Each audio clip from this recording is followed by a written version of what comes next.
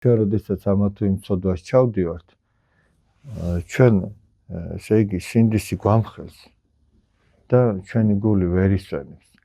აი დავუშვათ თქვენ ახლა აქ 50 ახალგაზრდა ხართ, ხო? შეიძლება 50-ვე მიცოდეს, რომ ეს სწორად გავაკეთე. მაგრამ ჩემი სინდისი მეუბნება, რომ შენ არ გააკეთე სწორად. დავუშვათ მე რაღაცა გავიფიქრე, ცუდი რაღაც ვიფიქრე დანიელზე. აი დავინახე, რომ დავუშვათ დანიელი ვიღაცას ეჩხუბება. რაღაცა ისეთი უხეში სიტყვა უთხრა. ეხლა მე თუ ვიფიქრებ გულში, რომ როგორი უსიყვარულო ადამიანია ეს დანიელი, აი როგორ მრისხანეთ ელაპარაკებას ხვებს. აი მე გულში ამას ფიქრობ დანიელს. არა და შეიძლება დანიელი ძალიან მოსიყვარულეა. მაგრამ იმ მომენტში დავინახე, როცა სხვას ეჩხუბებოდა. მე კი ჩემი წარმოდგენა შევიქმნი დანიელს, მაგრამ ეს ჩემი წარმოდგენა დანიელის მიმართ არსად არ ჩანს. თქვენ ამას ხო ვერ ხედავთ. ეს ჩემს გულში ხდება.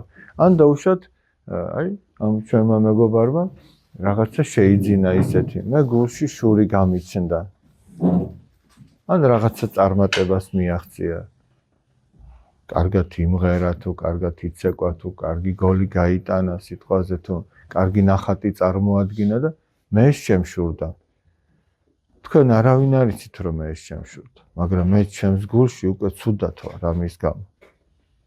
ნახეთ აი კაინი და აბელი ხო გაგონიათ ადამის და ევას შვილები.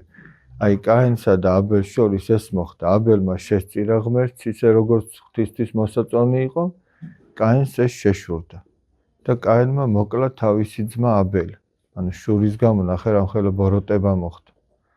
და როდესაც ადამიანი გძნობს საკუთარ თავში აი ამ შურს, ვერ გათავისუფლდება ვერაფრით გარდა სინანულის.